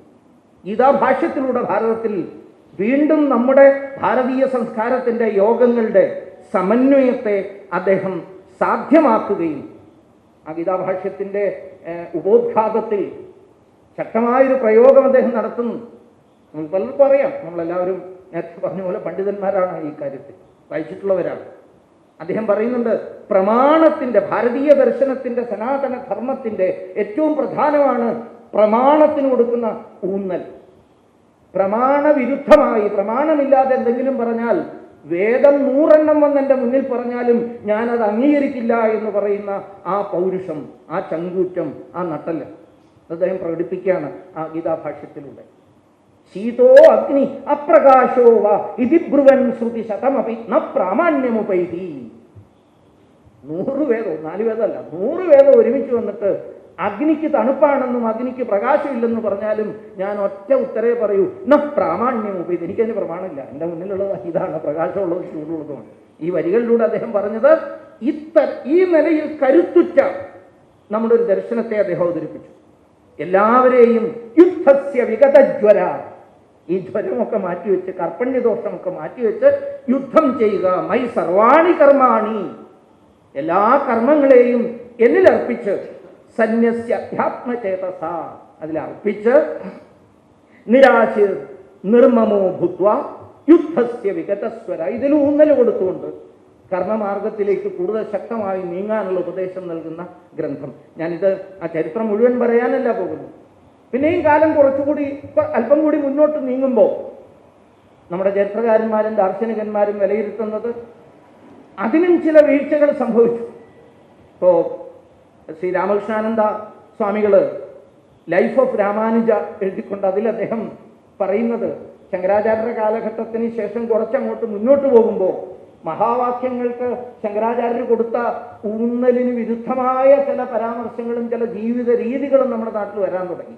അഹം ബ്രഹ്മാസ്മി എന്ന് അദ്ദേഹം പറഞ്ഞപ്പോൾ ഞാൻ തന്നെ ബ്രഹ്മമാണെന്ന് ചിന്തിക്കുകയും ബ്രഹ്മം പോലെ ഉദയ്ക്കുന്നതിന് പകരം ബ്രഹ്മത്തെ എൻ്റെ നിലയിലേക്ക് താഴ്ത്തിക്കൊണ്ടുവരാനും ഞാൻ ചെയ്യുന്ന ഒരു കർമ്മവും ഒരു കാരണവശാലും ഞാൻ ദോഷം ചെയ്താൽ പോലും ഏതാണ്ട് താമര ഇലയിൽ വെള്ളം വീഴുന്നത് പോലെ, താമരതളത്തിൽ വെള്ളം വീഴുന്ന പോലെ എന്നെ ബാധിക്കില്ല എന്ന നിലയിൽ കാര്യങ്ങൾ അധപ്പതിക്കാൻ തുടങ്ങിയ ഘട്ടത്തിലായിരുന്നു രാമാനുജാചാര്യർ എത്തുന്നതും ഗീതയ്ക്ക് പുതിയ ഭാഷ്യം രചിക്കുന്നു. അദ്വൈതത്തിൻ്റെ അടിസ്ഥാനത്തിൽ ശങ്കരാചാര്യർ രണ്ടാമത് വിശിഷ്ടാദ്വൈതത്തിൻ്റെ ആധാരത്തിൽ ഭാവാഭാവങ്ങളെയൊക്കെ വിശകലനം ചെയ്തുകൊണ്ട് രാമാനുജാചാര്യർ ഭാഷ്യം എഴുതുന്നു. വീണ്ടും ഭാരതത്തെ താങ്ങി ഉയർത്തുക, മുന്നോട്ട് കൊണ്ടുവരാൻ വേണ്ടി പ്രേരിപ്പിക്കാൻ ഒരു ക്രോണോളജിക്കൽ ഓർഡറിൽ പറയാൻ ശ്രമിക്കുകയാണ്. അതിനോടൊപ്പം തന്നെയാണ് മധ്വാചാര്യരെ പോലുള്ള ആചാര്യന്മാർ ദ്വൈത ദർശനത്തിൻ്റെ അടിസ്ഥാനത്തിൽ ഗീതയ്ക്ക് ഭാഷ്യം രചിക്കുന്നു. നിംബാർക്കാചാര്യൻ ദ്വൈതാദ്വൈതത്തിൻ്റെ ആധാരത്തിൽ ഗീതയ്ക്ക് ഭാഷ്യം രചിച്ച് ഭാരതത്തിൻ്റെ സാംസ്കാരികമായ ഏകതയെ ശക്തമായി മുന്നോട്ട് കൊണ്ടുവരാൻ വേണ്ടി ശ്രമിക്കുന്നു. അതും കഴിഞ്ഞ് കുറച്ചു കാലം കൂടി മുന്നോട്ട് വരുമ്പോൾ എപ്പോഴും സംഭവിക്കുന്നത് പോലെ അല്പം അപചയം നടക്കുമ്പോൾ അതിനെ വീണ്ടും ഉയർത്തിക്കൊണ്ടുവരാൻ വേണ്ടിയിട്ടുള്ള അവതാരങ്ങൾ ഉണ്ടാവുകയും ഗീത അതിന് പ്രധാനമായ പങ്ക് വഹിക്കുകയും ചെയ്യുന്നു. അതാണ് മഹാരാഷ്ട്രത്തിലെ സന്ത് ജ്ഞാനേശ്വരൻ്റെ കർമ്മങ്ങളിലൂടെ സംഭവിക്കുന്നത്. ജ്ഞാനേശ്വരി എന്ന പേരിൽ അദ്ദേഹം എഴുതിയ ഭാഷ്യം സത്യത്തിൽ നമ്മൾ അതിൻ്റെ മലയാള പരിഭാഷ വായിച്ചിട്ടുള്ള, മറാഠി അറിയാവുന്നവർ മറാഠിയിൽ വായിച്ചിട്ടുണ്ടാവും, അല്ലെങ്കിൽ മലയാളത്തിൽ അതിൻ്റെ പരിഭാഷ വന്നിട്ടുള്ളത് വായിച്ചിട്ടുള്ളവർക്കറിയാം. എത്ര ലളിതമായ വിധത്തിൽ ഓരോരോ ചെറിയ സംഭവത്തിലൂടെ നമ്മളെ പ്രചോദിപ്പിക്കാൻ വേണ്ടി എഴുതപ്പെട്ട ആ കൃതി ആ കാലഘട്ടത്തിന് ആവശ്യമനുസരിച്ച് നടത്തിയ വ്യാഖ്യാനം. കാരണം അതിനു മുമ്പ് നടന്ന ആചാര്യന്മാരുടെ വ്യാഖ്യാനങ്ങളിലൂടെ ജനങ്ങൾ എത്തിപ്പെട്ട ചെറിയ തെറ്റുകളുണ്ട്, അല്ലെങ്കിൽ എത്തിപ്പെട്ടു പോയ നിവൃത്തി മാർഗത്തിന് വളരെ കൂടുതൽ പ്രാധാന്യം കൊടുക്കുകയും പ്രവൃത്തിക്കൊട്ടും പ്രാധാന്യം കൊടുക്കാതിരിക്കുകയും ചെയ്തതിൻ്റെ ഫലമായി ഭാരതം ശിഥിലമായി പോകുമോ എന്ന് തോന്നിയ ഘട്ടത്തിലാണ് ജ്ഞാനേശ്വരി ഉണ്ടാകുന്നത്. അവിടെയാണ് ജ്ഞാനേശ്വരൻ നിവൃത്തി അല്ല ഈ സമയത്ത് വേണ്ടത്, പ്രവൃത്തിയാണ് ജ്ഞാനേശ്വരി ഉണ്ടാകുന്നത്.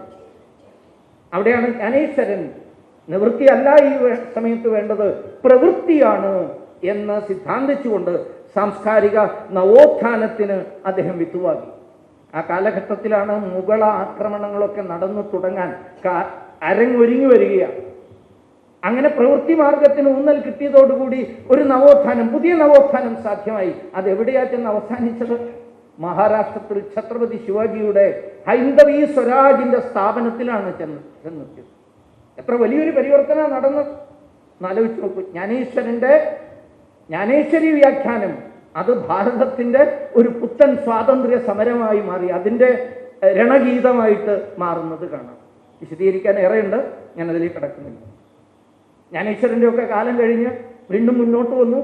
മറാഠ രാജവംശത്തിൻ്റെ ആ വൈഭവാവസ്ഥയൊക്കെ കഴിഞ്ഞു, അല്ലെങ്കിൽ ആ വൈഭവാവസ്ഥയിലേക്കുള്ള മുന്നേറ്റം ദൃശ്യമാകാതിരുന്ന ആ ഘട്ടത്തിലാണ് മറ്റൊരാചാര്യൻ ശ്രീ മധുസൂദന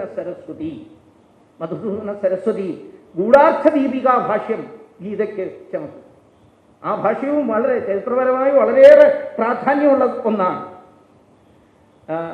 സ്വാമി ഗംഭീരാനന്ദജി, ഇതൊക്കെയും നമ്മുടെ ഈ നാടുമായിട്ട് ബന്ധപ്പെട്ട ആശ്രമാധിപന്മാരെ കുറിച്ച് തന്നെയാണ് ഞാൻ പറയുന്നത്. ഗംഭീരാനന്ദജി അദ്ദേഹം ഈ ഗൂഢാർത്ഥ ദീപികയെക്കുറിച്ച്, അതിൻ്റെ പശ്ചാത്തലത്തെക്കുറിച്ച് എഴുതുമ്പോൾ അദ്ദേഹം പറഞ്ഞു, പച്ചയായിട്ട് ഒട്ടും വാക്കുകൾ ലഘൂകരിക്കാതെ ലളിതമാക്കാതെ, അവർക്കൊന്നും പിന്നെ ഇലക്ഷൻ നിൽക്കേണ്ടാത്തത് കൊണ്ട് പൊളിറ്റിക്കലി കറക്റ്റ് ആവാനൊന്നും അവർ ശ്രമിക്കാതെ അവരെഴുതി. അദ്ദേഹം പറയുകയാണ്, one of the notorious practices of the Muslim priest as good Muslims was to frequently attack and kill Hindus, especially at pilgrim centers such as Benares. വാരണാസിയിലും മറ്റും ഹിന്ദുക്കൾ കൂട്ടക്കൊല ചെയ്യപ്പെടുന്ന ഒരു കാലഘട്ടം. അതിൽ ഏറ്റവും ഭയാനകമായ കാര്യം സ്വാമിജി എഴുതുന്നത്, ആ സമയത്തെ നിയമം ഈ ആക്രമണകാരികളെ പിന്തുണയ്ക്കുന്നതായിരുന്നു. ഇരകളോടൊപ്പമല്ല, വേട്ടക്കാരോടൊപ്പമായിരുന്നു ഭരണരീതി. ആ സമയത്ത് കഷ്ടത അനുഭവിച്ച ഹിന്ദുക്കൾ, ഭാരതീയർ കൂട്ടം കൂട്ടമായി മധുസൂദന സരസ്വതി സ്വാമികളെ സമീപിച്ചപ്പോഴാണ് അദ്ദേഹം എല്ലാവരെയും സംഘടിപ്പിക്കാനും അവർക്ക് ആയുധ പരിശീലനം, കായിക പരിശീലനം നടത്തുന്നതിന് വേണ്ടിയിട്ടുള്ള അഖാഡകൾ ഉണ്ടാക്കാനും അതിൻ്റെ ഒരു താത്വിക ദർശനം എന്ന നിലയിൽ ഭഗവത്ഗീതയുടെ ഈ ഗൂഢാർത്ഥ ദീപിക എന്ന ഭാഷ്യത്തെ ഉപയോഗിക്കുകയും ചെയ്തു. ഭാരതത്തിൻ്റെ ചെറുത്തുനിൽപ്പ്, മുഗളാധിപത്യത്തിനെതിരായിട്ടുള്ള ശക്തമായ ചെറുത്തുനിൽപ്പിന് അഖാഡകൾ വഹിച്ച പങ്കിനെക്കുറിച്ച് ഗവേഷണം നടത്തുമ്പോൾ തീർച്ചയായിട്ടും അവിടെ നമുക്ക് ഈ ഗൂഢാർത്ഥ ദീപികയും കാണാം. അങ്ങനെ പറഞ്ഞു തുടങ്ങിക്കഴിഞ്ഞാൽ ഇപ്പം നിങ്ങളുടെ മനസ്സിലേക്ക് കടന്നു വരുന്നുണ്ട് സ്വാമി വിവേകാനന്ദൻ. സ്വാമി വിവേകാനന്ദൻ ഗീതയ്ക്ക് ഭാഷ്യം എഴുതിയില്ലെങ്കിലും വിവേകാനന്ദൻ്റെ ജീവിതം ഗീതയുടെ ഭാഷ്യമായിരുന്നു. ഭാരതീയരെ ഉണർത്തിക്കൊണ്ടുവരാൻ അദ്ദേഹം പറയാറുണ്ടായിരുന്നു, ഈ നിസ്സഹായതാബോധവും നൈരാശ്യവും ഭീരുത്വമാണ് ലോകത്ത്. പാപമുണ്ടെങ്കിൽ അതിതാണ്, പാപമെന്നൊരു സംഗതി ഉണ്ടെങ്കിൽ ഈ നിസ്സഹായതാബോധമാണ്. ഗീത നിങ്ങളോട് പറയുന്നത് ഒരിക്കലും നിസ്സഹായരായിരിക്കാനല്ല, ഒരിക്കലും തളർന്നിരിക്കാനല്ല, തളരാൻ കഴിയില്ല, ധീരതയോടെ മുന്നോട്ട് പോകാനാണ് അദ്ദേഹം ആവശ്യപ്പെട്ടത്. അതുകൊണ്ട് നിന്റെ ശത്രു നീ തന്നെയാണ്, നിന്റെ മിത്രം നീ തന്നെയാണ്. എപ്പോഴും വിവേകാനന്ദ സ്വാമികൾ ഉദ്ധരേത് ആത്മാനം അവസാദയേ ആത്മൈവ ഹി രിപുരാത്മന ആത്മനോ ബന്ധു ആത്മൈവ രിപുരാത്മന. നീ തന്നെയാണ് നിന്റെ രിപു, ശത്രു നീ തന്നെയാണ് നിന്റെ മിത്രം, നിനക്ക് മുന്നോട്ട് വരാൻ കഴിയും. അതുകൊണ്ട് ഗീത അതിൻ്റെ ഉപദേശം തന്നെ തുടങ്ങുന്നത്, അതാണ് സ്വാമി വിവേകാനന്ദന്റെ പക്ഷം. കുതസ്വാ കശ്മലമിതം വിഷമേ സമുപസ്ഥിതം അനാര്യജുഷ്ടം അസ്വർഗ്യം അകീർത്തികരം അർജുന ക്ലൈബ്യം മാസ്മകമപാർത്ഥ നൈതത്വയുപപദ്യതേ ക്ഷുദ്രം ഹൃദയ ദൗർബല്യം ഉത്തേക്ത ഉത്തിഷ്ഠ പരന്തപ. വലിച്ചെറിയുക ഈ ഭീരുത്വം, നിസ്സഹായതാബോധം, നൈരാശ്യം. ഉണരുക, എഴുന്നേൽക്കുക.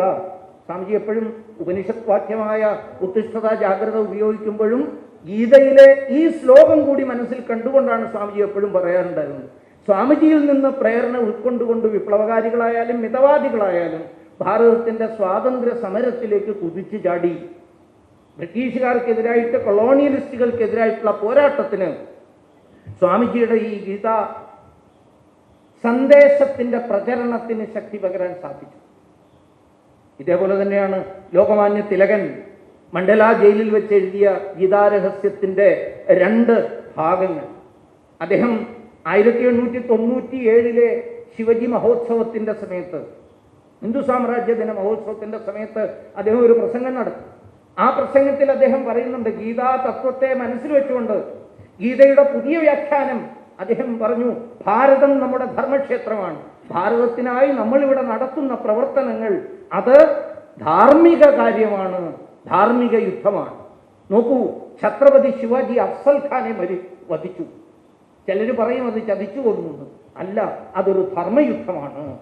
ഈ നാടിന്റെ രക്ഷയ്ക്ക് വേണ്ടി നടത്തിയ യുദ്ധമാണ്. ഒരു കാരണവശാലും അതൊരു പാതകമോ അതൊരു പാപമോ ആകുന്നില്ല എന്നതായിരുന്നു അദ്ദേഹത്തിന്റെ ആ പ്രസംഗത്തിന്റെ 897 പ്രസംഗത്തിന്റെ മുഖ്യ പങ്ക്. എന്നാൽ കുറച്ച് ദിവസങ്ങൾ കഴിഞ്ഞപ്പോഴേക്കും ദാമോദർ ഛാപ്പേക്കർ എന്ന് പറയുന്ന വിപ്ലവകാരിയായ യുവാവ് ഒരു ക്രൂരനായ ബ്രിട്ടീഷ് ഓഫീസർ റാൻഡിനെ വെടിവെച്ചു. ബ്രിട്ടീഷുകാരെ കേസ് രജിസ്റ്റർ ചെയ്തപ്പോൾ അതിന്റെ പ്രേരണ ഈ പ്രസംഗമാണ് എന്ന് പറഞ്ഞു. ഈ പ്രസംഗം കേട്ടിട്ട് ആവേശഭരിതനായിട്ടാണ് ഛാപ്പേക്കർ ഈ കൃത്യം ചെയ്തത് എന്ന് പറഞ്ഞ് തിലകനെയും പ്രതിയാക്കി 18 മാസക്കാലത്തോളം അദ്ദേഹത്തെ നാടുകടത്തി മണ്ഡല ജയിലിലേക്ക് അയച്ചു. പക്ഷെ അതൊരു ബ്ലെസ്സിങ് ഇൻ ഡിസ്ഗൈസ് ആയിരുന്നു എന്ന് പിന്നീട് പറയാറുണ്ട്. അവിടെ താമസിക്കുമ്പോൾ അദ്ദേഹം ഈ നടത്തിയ പ്രസംഗത്തിന്റെ ബീജത്തെ വികസിപ്പിച്ചുകൊണ്ട് ഗീതാ രഹസ്യം ധർമ്മക്ഷേത്രത്തിലെ ധർമ്മയുദ്ധത്തിനായി ഭാരതീയരെ തയ്യാറാക്കുന്ന ആ ഒരു മഹത്തായ പ്രവർത്തനം നടത്തി. ആ പ്രവർത്തനത്തിലൂടെയാണ് ഭാരതത്തിലെമ്പാടും നമുക്ക് സുഖകരമായ ഒരു അസ്വസ്ഥത, ബ്രിട്ടീഷുകാർക്ക് ഒട്ടും സുഖകരമല്ലാത്തൊരു അസ്വസ്ഥതയ്ക്ക് വിത്തുപാകിയത് അദ്ദേഹം. ഭാരതമാസകലം സ്വാതന്ത്ര്യ സമരത്തിന്റെ രണഭേരി പുതിയ ഭാവത്തിൽ ഉയർന്നത്. അതിനു മുമ്പേ ഒരു രാഷ്ട്രീയ പ്രസ്ഥാനം തുടക്കം കുറിക്കപ്പെട്ടെങ്കിലും ഒരു സേഫ്റ്റി വാൽവ് എന്ന നിലയ്ക്ക് ഒരു വിദേശി ഭാരതത്തിന്റെ രാഷ്ട്രീയ പ്രസ്ഥാനം ഉണ്ടാക്കി തന്നെങ്കിലും ആ രാഷ്ട്രീയ പ്രസ്ഥാനം പൊരുതുന്നൊരു മുന്നണിയായി മാറ്റുന്നതിൽ തിലകൻ വഹിച്ച പങ്കിന്റെ പിന്നിലെ തത്വശാസ്ത്രം ഗീതയുടേതായി. പലപ്പോഴും പലർക്കും ഇതുകൊണ്ടാണ് ഞാൻ തുടക്കത്തിൽ ഇതൊരു മോക്ഷശാസ്ത്രം എന്നതിനപ്പുറത്ത് അതൊരു രണഗീതമാണ് എന്ന് പറയാനുള്ള കാരണം. നമുക്ക് മുന്നോട്ട് പോകാനുള്ള പ്രേരണ ആ ലോകമാന്യ തിലകനും നൽകി. പിന്നെയുണ്ട് അനവധി അരവിന്ദ മഹർഷിയുടെ എസ്സൈസ് ഓൺ ഗീത. അതും ധൈര്യത്തോടുകൂടി ഭാരതത്തിന്റെ മോചനത്തിനു വേണ്ടി പൊരുതാനുള്ള പ്രേരണ നൽകുന്നതായി. അതിൽ നിന്ന് പ്രേരണ ഉൾക്കൊണ്ടുകൊണ്ടാണ് നേതാജി സുഭാഷ് ചന്ദ്രബോസ് തന്റെ ഏറ്റവും പ്രധാനപ്പെട്ട ഗ്രന്ഥമായി ഭഗവത്ഗീതയെ നെഞ്ചോട് ചേർത്ത് പിടിച്ചത്. ഈശ്വര വിശ്വാസിയൊന്നും ആയിരുന്നില്ലെങ്കിലും ധീരനായ വിപ്ലവകാരി സദാ തന്നെ തൂക്കിലേറ്റുന്നതിന്റെ തലേ രാത്രി പോലും നെഞ്ചോട് ചേർത്ത് പിടിച്ചത് ഭഗവത്ഗീതയായിരുന്നു. കാരണം അത് കർമ്മത്തിന്റെ രഹസ്യത്തെ, കർമ്മത്തിന്റെ മഹത്വത്തെ പഠിപ്പിക്കുന്ന ഗ്രന്ഥമായതുകൊണ്ടാണ്. വിപ്ലവകാരികളെ മാത്രമാണോ ഗീത പ്രേരിപ്പിച്ചത്? മഹാത്മാഗാന്ധിജിയുടെ പ്രധാനപ്പെട്ട ഗ്രന്ഥം അനാസക്തി യോഗം എന്ന പേരിൽ ഗീതയ്ക്ക് ഭാഷ്യം രചിക്കുമ്പോൾ മഹാത്മാഗാന്ധിജിയും ആധാരമാക്കിയത് ഈ തത്വത്തെയാണ്, ഈ ദർശനത്തെയാണ്.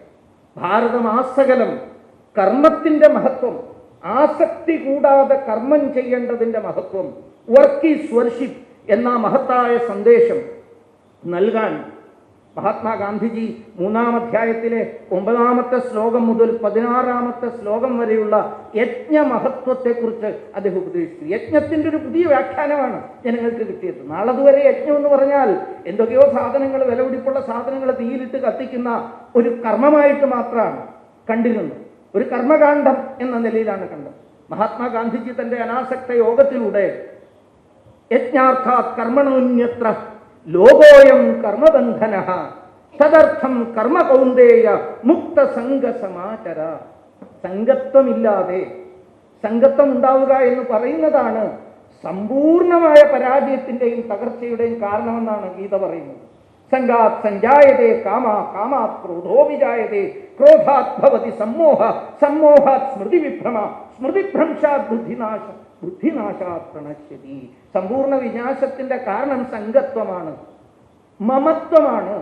അർജുനനെ ബാധിച്ച പ്രധാനപ്പെട്ട രോഗം അതാണ് എന്ന് ഭഗവാനാകുന്ന ഡോക്ടർ ക്ലിയർ ആയിട്ട് അനലൈസ് ചെയ്തു. തുടക്കത്തിൽ തന്നെ അനലൈസ് ചെയ്തു. ഇവന് ബാധിച്ചിരിക്കുന്ന ഇവനുള്ള ആ ദൗർബല്യത്തിന്റെ ബീജം എവിടെയാണ് എന്ന് ഭഗവാൻ മനസ്സിലാക്കി. അതുകൊണ്ടാണ് എടോ ഒന്ന് കൊണ്ടുപോയിട്ട് യുദ്ധക്കളത്തിൽ കൊണ്ടു നിർത്തിയിട്ട് എൻ്റെ കൈ കൊണ്ട് ചാകാൻ വന്നിരിക്കുന്ന ആരൊക്കെയാണ്? ഈ ധാതരാഷ്ട്രന്മാരുടെ പ്രേരണയാൽ അവരെ പ്രീതിപ്പെടുത്താൻ വേണ്ടി വന്ന് യുദ്ധം ചെയ്യാൻ വന്നിരിക്കുന്ന മണ്ടന്മാർ ആരൊക്കെയാണെന്നൊന്ന് കാണിക്ക് എന്ന ഔദ്ധത്യത്തോടെയാണ് അർജുനൻ പറഞ്ഞത്. അന്നേരം ഒട്ടും തളർച്ചയില്ല. കൃഷ്ണ കൊണ്ടുപോയി നിർത്താൻ പറഞ്ഞപ്പോ എവിടെയും വേണമെങ്കിൽ കൊണ്ടു നിർത്തായിരുന്നു കൃഷ്ണന്.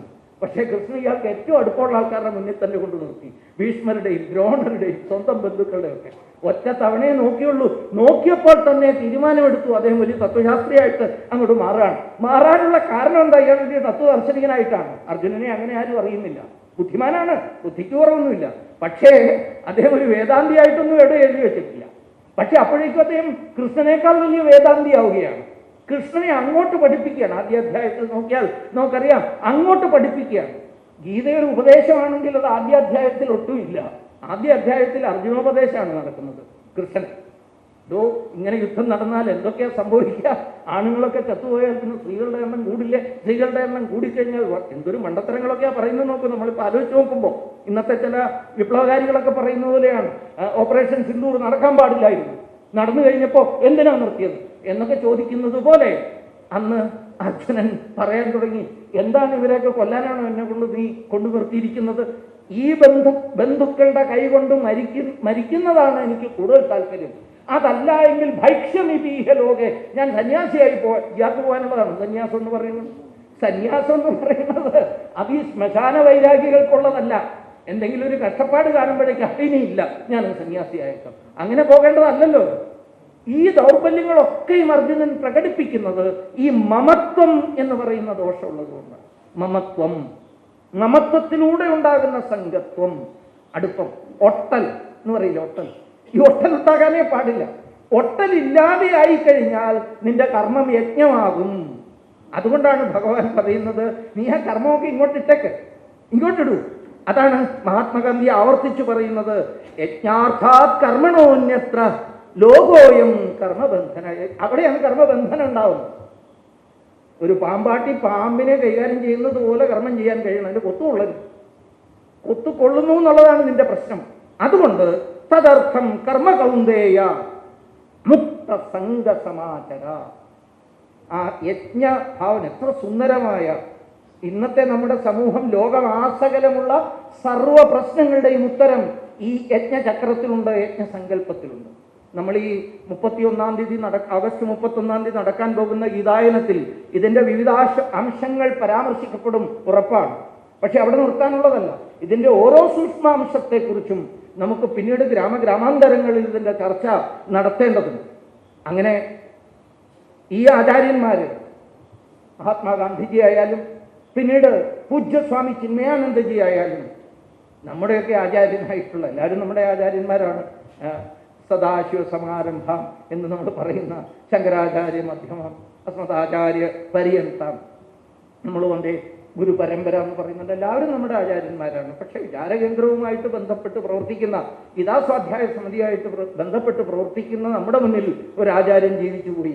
അദ്ദേഹമാണ് നമ്മളോട് ഈ ആധുനിക കാലഘട്ടത്തിൽ ഗീതയുടെ മഹത്വത്തെക്കുറിച്ച് ബോധ്യപ്പെടുത്തി തന്നതും അതിനുവേണ്ടി പ്രവർത്തിക്കാൻ പറഞ്ഞതും. അത് മാന്യ പരമേശ്വരജിയാണ്. അങ്ങനെ ആ പരമേശ്വരജി തുടക്കം കുറിച്ച ഗീതാസ്വാധ്യായ സമിതിയുടെ ആ മഹത്തായ പരിപാടികളുടെ 25-ാം വർഷം ആചരിക്കുന്ന സമയത്ത് ഈ വസ്തുതകളെ മുഴുവൻ മനസ്സിലാക്കിക്കൊണ്ട് ഗീത എപ്രകാരമാണ് ഈ ഭാരതത്തിന്റെ നിലനിൽപ്പിന് കാരണമായി തീർന്നത്, ഗീത എപ്രകാരമാണ് ചരിത്രപരമായ വിശകലനത്തിലൂടെ പറയാൻ ശ്രമിച്ചത്, ഒരു അംശം മാത്രം പറയാൻ ശ്രമിച്ചതാണ്, ആ ഏത് വിധത്തിലാണ് തകർച്ചകളിൽ നിന്ന് ഭാരതത്തെ മുന്നോട്ട് കൊണ്ടുവരാൻ വേണ്ടി കാരണമായി തീർന്നത്, എങ്ങനെയാണ് ശങ്കരാചാര്യർ മുതൽ പരമേശ്വർജി വരെയുള്ള ആചാര്യ പരമ്പര ഗീതയെ ഭാരതം നേരിടുന്ന, കേരളം നേരിടുന്ന പ്രശ്നങ്ങളുടെ പരിഹാരത്തിന്റെ മൂല മന്ത്രമായി, പരിഹാര മന്ത്രമായി നമ്മുടെ മുന്നിൽ ഉപദേശിച്ചത്. ഇത് തികച്ചും സാധ്യമായിട്ടുള്ള പ്രായോഗികമായിട്ടുള്ളൊരു ദർശനം മാത്രമാണ്. ഇത് വെറും സിദ്ധാന്തത്തിലൂടെ കാണേണ്ട ഒന്നല്ല. ഭാരതത്തിലെമ്പാടും അത് സാധ്യമാക്കി തന്നിട്ടുണ്ട്. നമ്മുടെ ആചാര്യന്മാർ കാണിച്ചു തന്നിട്ടുണ്ട്, ഇപ്പോഴും കാണിച്ചു തന്നുകൊണ്ടിരിക്കുന്നുണ്ട്. അത് നമുക്ക് കേരളത്തിൽ കുറച്ചുകൂടി ശക്തമായി ജനങ്ങളുടെ മുമ്പാകെ അവതരിപ്പിക്കേണ്ട ഒരു ഘട്ടത്തിലാണ് നമ്മൾ എത്തി നിൽക്കുന്നത്. കേരളത്തിൻ്റെ ഒരു പ്രത്യേകത, കേരളത്തിൻ്റെ ഒരു വളരെ വിഷമകരമായ സാഹചര്യം, തെറ്റായ ആശയങ്ങളെ വളരെ പുരോഗമന ആശയങ്ങളാണെന്നുള്ള മട്ടിൽ അവതരിപ്പിച്ചുകൊണ്ട് നമുക്ക് സ്വന്തമായിട്ടുണ്ടായിരുന്ന ആ ആധ്യാത്മികതയുടെ സാംസ്കാരിക തനിമയുടെ സർവ്വ അംശങ്ങളെയും ഇല്ലാതെയാക്കാൻ ഒരു കൂട്ടർ പരിശ്രമിച്ചുകൊണ്ടിരിക്കുകയാണ്, ഇല്ലാതാക്കാൻ ശ്രമിക്കുകയാണ്. കുറെ കാലങ്ങളായി അതിനുള്ള പരിശ്രമം തുടങ്ങിയിട്ട് നമ്മുടെ ഉദാത്തങ്ങളായ ബിംബങ്ങളെയൊക്കെ തകർത്തെറിഞ്ഞ് മനസ്സിനെ ശൂന്യമാക്കി, മനസ്സിനെ വികൃതമാക്കി ആ കൂട്ടർ. അതിൻ്റെ ചെറിയ ലളിതമോ അല്പം വളരെ ലളിതമായ ഉദാഹരണമാണ് അമ്പലം കുത്തിക്കിളച്ച് കപ്പയിട്ടാലേ നാട് നന്നാവൂ എന്നൊക്കെയുള്ള മുദ്രാവാക്യങ്ങൾ ചിലർ വിളിച്ചത്. കുത്തിക്കിളച്ച് എന്തെങ്കിലും ചെയ്തോളൂ, പക്ഷേ മനസ്സിൽ സൂക്ഷിച്ചിരുന്ന ബിംബങ്ങളെ നഷ്ടപ്പെടുത്തുമ്പോൾ ആ ബിംബങ്ങൾ നഷ്ടപ്പെടുത്തുന്നതിലൂടെ ഉണ്ടാകുന്ന ശൂന്യതയുടെ സ്ഥാനത്ത് തത്തുല്യമോ അതിലും ശ്രേഷ്ഠമായിട്ടുള്ള ബിംബങ്ങളെ പ്രതിഷ്ഠിക്കാൻ കഴിയണം. അതിന് കഴിവില്ലാത്തവൻ വിഗ്രഹധ്വംസനത്തിന് പുറപ്പെടുകയാണ്. ഭാരതത്തിന് സംഭവിച്ച, കേരളത്തിന് സംഭവിച്ച ഏറ്റവും വലിയ പ്രശ്നം അതാണ്. ഭാരതം അതിൽ നിന്ന് മോചനം നേടി മുന്നോട്ട് വരികയാണ്. പക്ഷെ കേരളം ഇപ്പോഴും മുന്നോട്ട് വന്നിട്ടുണ്ടോ എന്ന് നമ്മൾ ആലോചിക്കണം.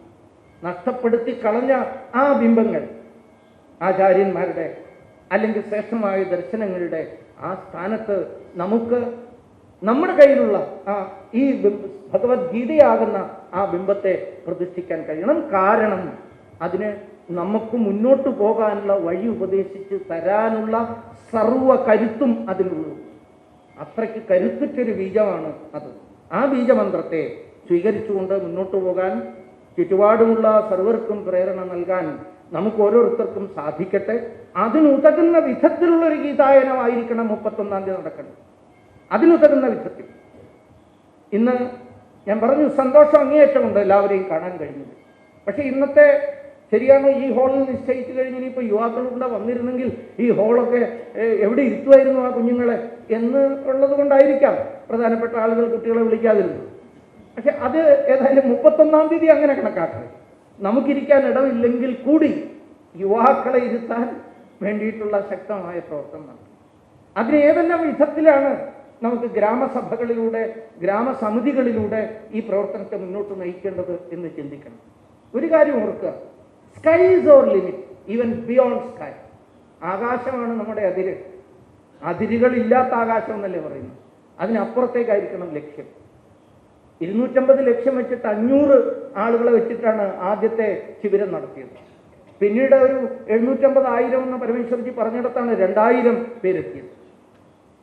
150, 200 എന്നൊക്കെ പറഞ്ഞ് തുടങ്ങിയിടത്താണ് 150ഓളം ദേശവിദേശ പണ്ഡിതന്മാർ, ദലൈലാമ തുടങ്ങിയിട്ടുള്ള പണ്ഡിതന്മാരെത്തിയ ഗീത ഇന്റർനാഷണൽ നടത്തിയത്. മാതൃക നമ്മുടെ മുന്നിലുണ്ട്. അപ്പോൾ അങ്ങനെ ഒരു മാതൃക മുന്നിലുള്ളപ്പോൾ അതിനെയും അപ്പുറത്തേക്ക് കടത്തി നമുക്ക് ആ പരിപാടി വിജയിപ്പിക്കാൻ കഴിയണം. തുടക്കത്തിൽ ഞാൻ സൂചിപ്പിച്ചു, ഇത് അമൃതകാലത്തിൻ്റെ പുണ്യമായി നാം സ്വീകരിക്കേണ്ട ഒന്നാണ്. 2047 എന്ന മഹത്തായ ലക്ഷ്യം പൂർത്തീകരിക്കാൻ ഗീത നമുക്ക് പ്രേരണയാകട്ടെ, ഗീത നമുക്ക് ഏറ്റവും പ്രധാനപ്പെട്ട കരുത്തായി മാറട്ടെ എന്ന് സൂചിപ്പിച്ചുകൊണ്ട് ഞാൻ എൻ്റെ വാക്കുകൾ ഗീതാമാതാവിൻ്റെ പാദങ്ങളിൽ സമർപ്പിച്ച് പിൻവാങ്ങുന്നു. വന്ദേ മാതരം.